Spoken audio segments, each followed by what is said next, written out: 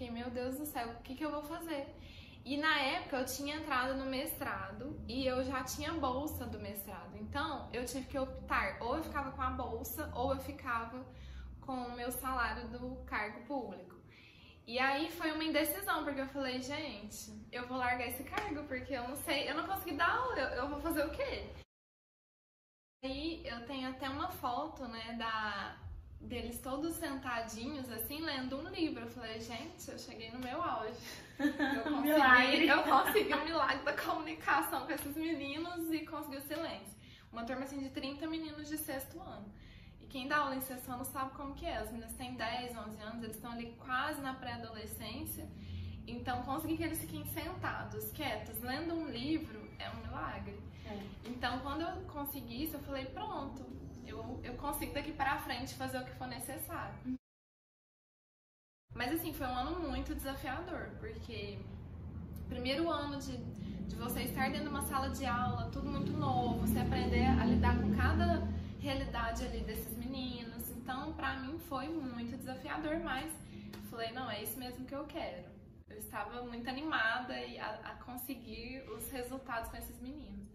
E foi aí que eu falei, é isso mesmo, eu tô na profissão certa, é isso que eu quero seguir mesmo no meu trabalho. Eu não. Foi Por mais que ainda tinha, né, assim, conquistas em conseguir a atenção dos alunos, em ter essa empatia, mas mesmo assim, por causa da desvalorização do professor, eu buscava outras coisas, mas não era aquilo que tocava o meu coração.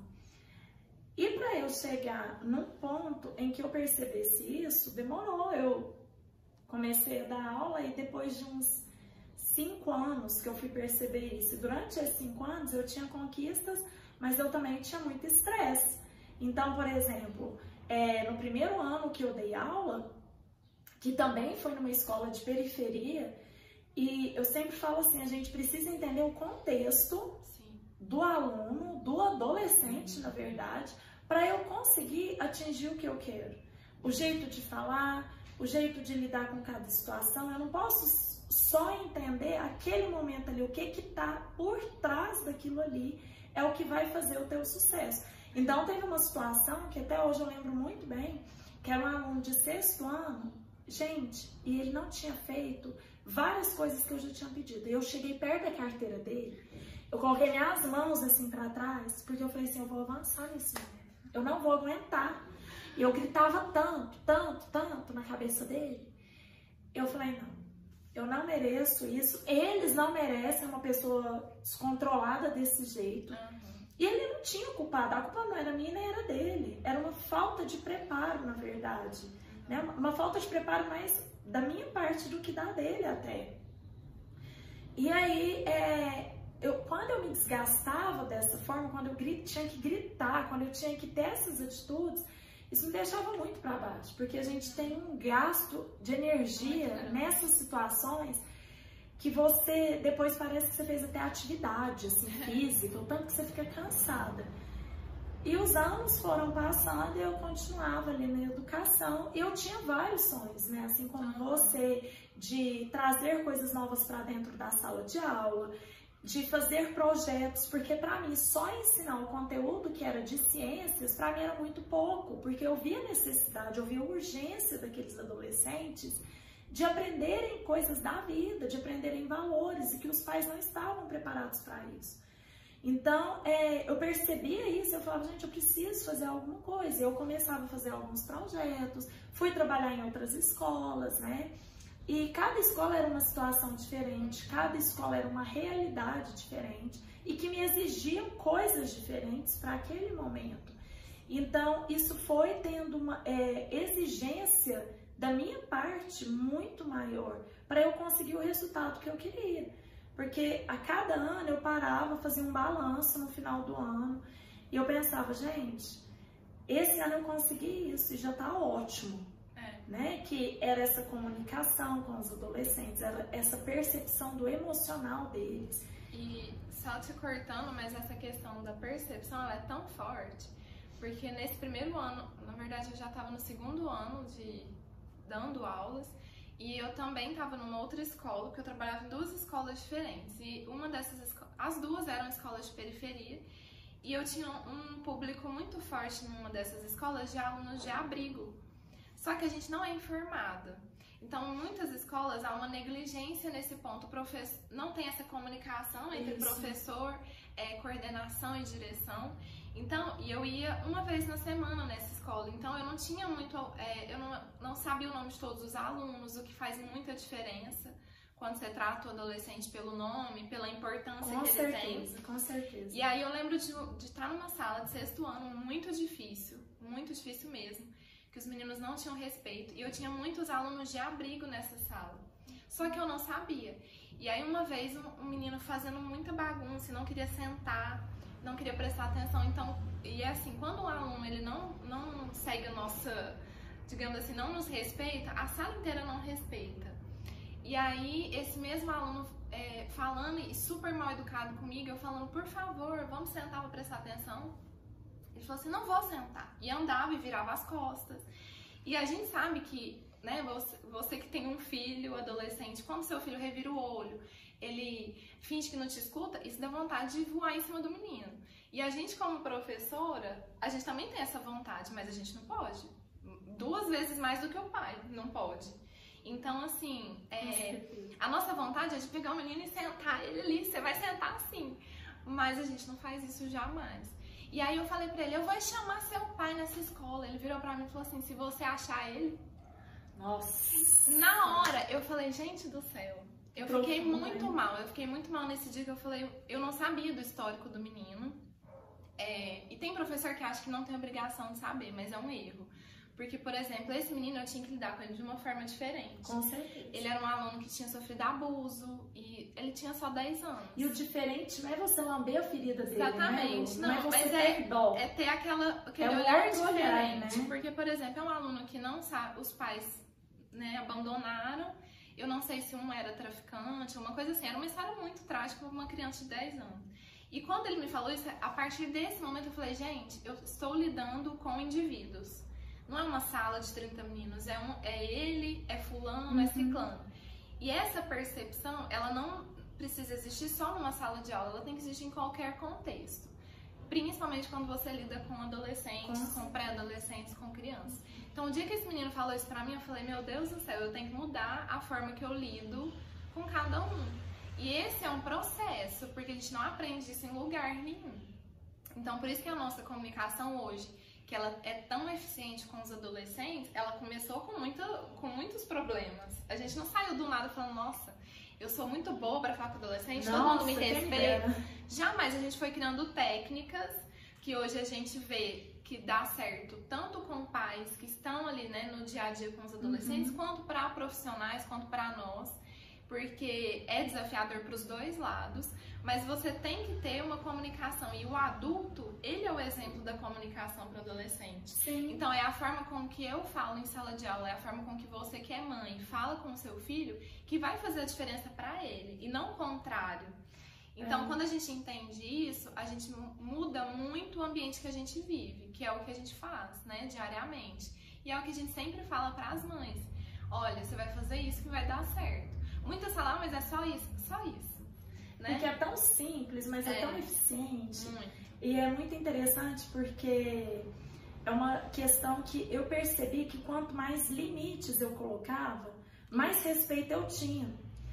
E quanto mais eu demonstrava interesse, mais aproximação a gente tinha também, entre eu e eles. E era interessante porque eu falava assim, gente, depois de hoje, esses meninos eles vão querer ver o capeta, mas eles não vão querer me ver. E era diferente. Mas por que eles percebiam isso? Por causa do respeito que eu sempre tive por eles. Eu nunca xinguei, eu nunca menosprezei, eu nunca humilhei, eu nunca falei, olha, você não vai dar certo, você vai continuar nessa vida só por estar naquela situação. Eu contextualizava a situação. Né? Então, eu também passei já por várias situações, na verdade, né? 13 anos já em sala de aula, quantas histórias eu teria para contar. Mas eu já tive situações em que eu perguntei para um aluno, eu falei assim, com quem que você mora? Porque como a minha irmã já era professora, então eu já sabia dessa questão da condição familiar, que cada um ele está num contexto familiar diferente. Então eu perguntei para a aluna, eu falei, com quem que você mora?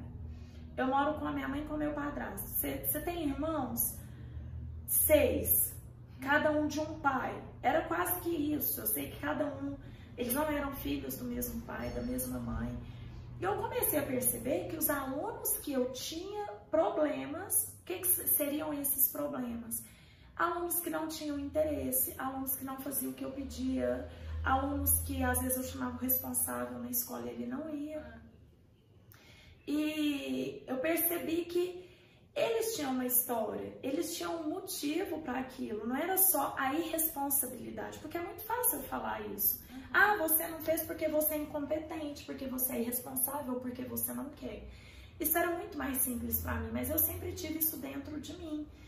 Inclusive, eu tinha um primo que morava comigo, que já morou comigo, e eu sempre, não era uma dó, mas eu sempre quis entender a história da pessoa, para eu poder chegar num objetivo, para eu poder chegar numa resolução de uma questão. Então, os pais, geralmente, os responsáveis, eles não percebem o que está acontecendo, porque eles estão no meio da situação. Então, quando a gente está fora da situação, que a gente tem um outro sentimento, que a gente tem uma outra visão daquilo ali, não é que é mais fácil, porque não é que eu não sou a mãe, porque eu tenho ciúmes desses meninos. E era engraçado isso, porque eu chegava na sala dos professores, às vezes viam professores criticando, falando e maldizendo aqueles adolescentes que eram mais custosos. Eu pensava, gente, não é assim. Como que eu posso determinar o futuro de alguém sem eu ter feito nada por ele? Né? Então eu sentia ciúmes, era como se eu pudesse falar, mas outros professores não pudessem falar. E eu sei que esse é o sentimento de um pai, de uma mãe, de um responsável. Ele pode falar, eu não posso. Então, quando eu chamava o responsável para tratar de alguma situação, e até hoje é assim, eu sempre tive muito cuidado para falar. Até os pais, sempre gostei de saber o nome, de chamar pelo nome. E mostrar para ele onde estava o problema, onde estava o X da questão naquela situação. Porque se o aluno não fazia comigo, ele também não fazia em casa. E sempre é assim. É quase que uma... Eu não posso falar que é uma regra, porque eu não testei isso com todos os adolescentes de todas as escolas. Mas aquele adolescente que eu percebo que ele é agitado, que ele não faz, eu chamo os pais na hora, porque eu sei que a questão está ali. E não é uma culpa também dos pais, porque não se trata de culpa, né? Que existe um culpado, mas existem pessoas que precisam ser ensinadas, que no caso são os pais, porque eles estão ali 24 horas, 24 horas não, mas eles convivem ali com o filho uma grande parte do dia, e eles não veem outra saída, e eles querem uma saída, eles querem uma solução, porque eles estão cansados também de vivenciarem aquela mesma situação, serem chamados na escola e ter sempre alguém falando, eles verem que o filho está passando por alguma coisa e que eles não conseguem fazer nada. E pensa, é um adolescente, 2, às vezes 3 que eles têm em casa, e eles não conseguem solucionar, porque eles não têm essa vivência que a gente tem. E que a gente conquistou, não foi uma receita, porque não existe uma receita. Então, por exemplo, a gente dá aula para 5 salas diferentes. Cada sala tem, na média, de 30 alunos.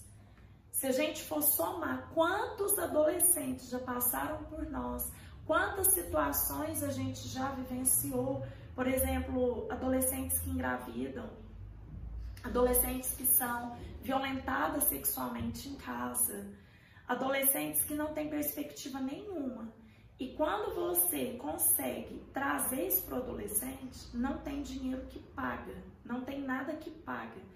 Tanto que eu tive alunos que estavam no 9º ano, ainda nem tinham feito o ensino médio, ainda estavam terminando o ensino fundamental 2, e eles falavam, professora, eu quero fazer biologia por causa de você, porque você me inspirou, porque você me incentivou. E não foi um incentivo da matéria, foi um incentivo da vida. né? Não foi por causa, às vezes, nem da matéria, mas é porque ele se conectou comigo. Isso sempre foi muito forte para mim, não teve nem como eu fugir. Eu falo assim que os adolescentes me escolheram. Não fui eu que escolhi eles, porque eu fugia. Mas eu pareço um imã. Todo lugar que eu vou, se tem um adolescente, parece assim, ó, que eu esqueço todo mundo que está ali e eu vou lá, parece que eu preciso conhecer, eu preciso saber, eu preciso me conectar.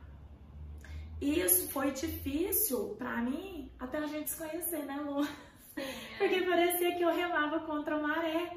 Então, eu trabalhei em várias escolas, eu sempre buscando outras coisas, eu não quero, e conversava com amigas, falava, eu não quero dar aula, Dani, mas você tem tanto sucesso com os meninos, isso é nítido.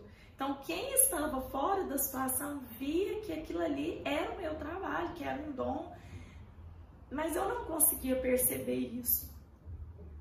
Então, eu trilhei outros caminhos, não fora da escola, mas buscando outros meios para ganhar dinheiro.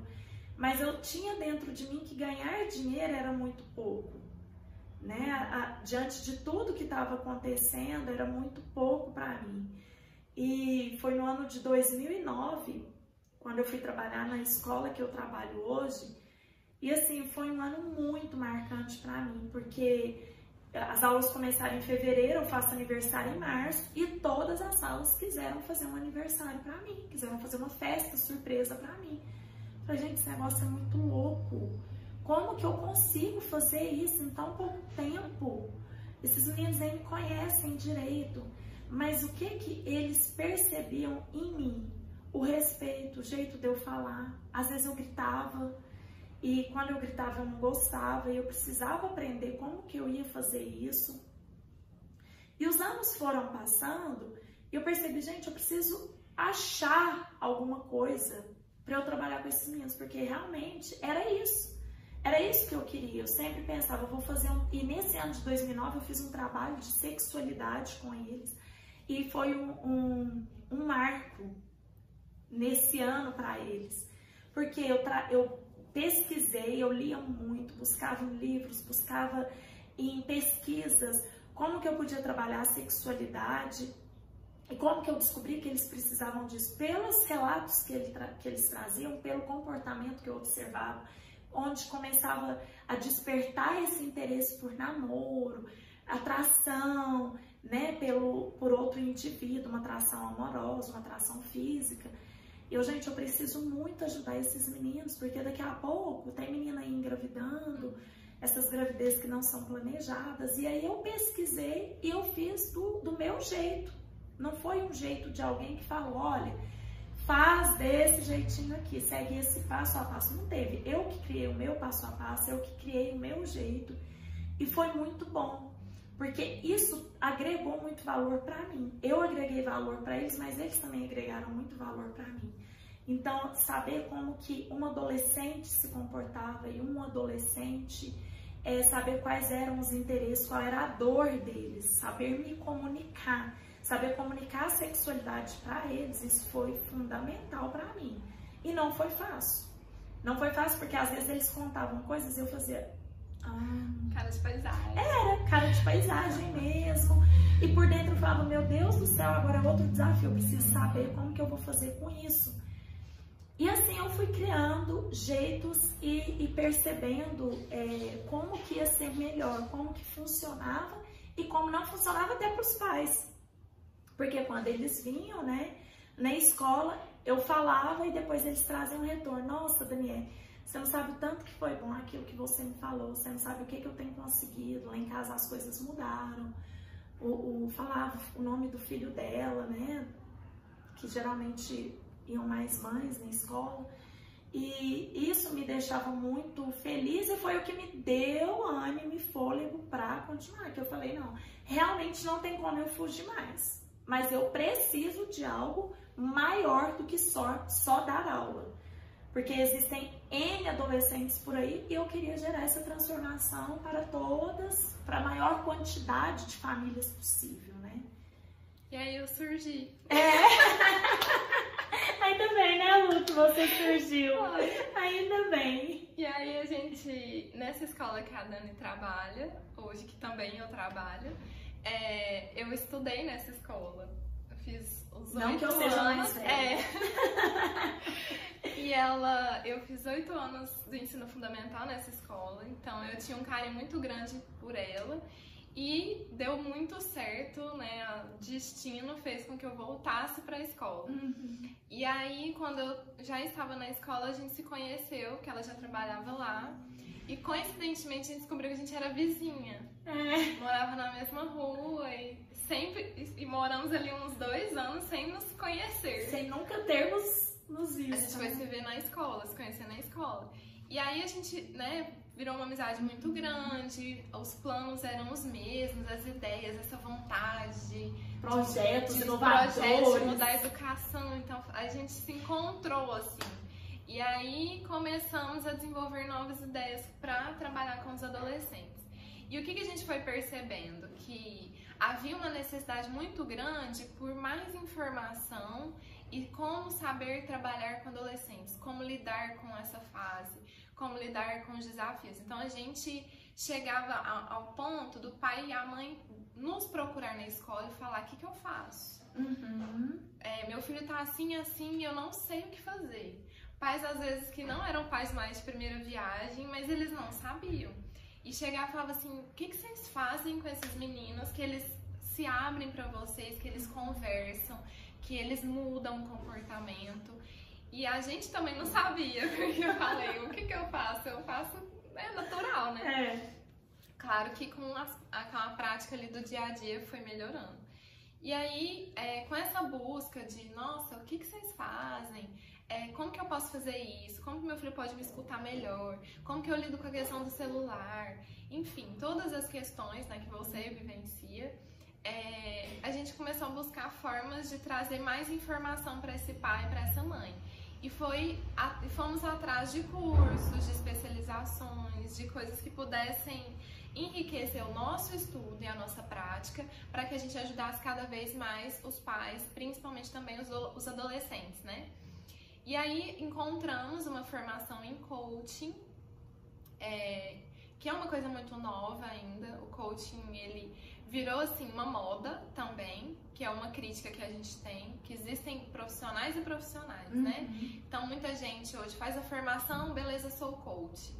Tá, mas e aí? Né? E os resultados? Que é o que a gente sempre fala, quando alguém nos procura e fala: mas vocês são psicólogas? Não, nós não somos psicólogas, nós não temos essa formação. Nós somos coaches especialistas no âmbito adolescente, então a gente trabalha com a família. Primeiro fizemos a formação mais geral, que é a questão do parental mesmo, e resolvemos buscar essa questão do adolescente, que é muito forte para nós. Mas a gente sabe que existe muita gente por aí que às vezes não entende essa diferença do coach, do psicólogo, porque é uma linha muito tênue, assim, né? A gente fala que até os meninos falam: ai, professora, vocês são muito psicólogos. Mas nós não somos, a gente explica muito bem isso pra eles. Tanto que a gente não aprofunda no passado, a gente não aprofunda em traumas. É uma área que a gente gosta muito, a gente respeita muito, a gente trabalha muito em parceria com psicólogos, porque é essencial. Então a gente não acredita que é uma disputa que muitas vezes acontece. Então o nosso trabalho, ele só soma com o trabalho do psicólogo, e o contrário também é verdadeiro. Então, quando eu tenho uma adolescente que eu sei que tem problemas ali que precisam ser resolvidos, né, da infância, ali do passado dessa adolescente, o primeiro passo é encaminhar para um psicólogo. Muitos pais que nos procuram, porque eu quero tal resultado, eu quero que elas melhorem nisso. Tá bom, a primeira avaliação que a gente faz é um caso de psicólogo, é um caso que a gente pode trabalhar mesmo. Então sempre tem a gente sabe muito nosso lugar, a gente sabe e tem esse cuidado, né? E a gente tem estudado muito sobre a questão de familiar, de sistema familiar, de constelação, que é uma área que a gente quer aprofundar mais nessa área da terapia, mas também não é voltado na psicologia, então são coisas diferentes. Mas a gente começou a buscar novas formas de ajudar esses pais, porque a gente viu essa necessidade. E foi quando a gente fez essa formação, essas 2 formações. E resolvemos começar os atendimentos. Então, no início, a ideia era só o atendimento ali, né, presencial. Depois fomos para o online, começamos a atender gente de outras cidades, o que é muito bom.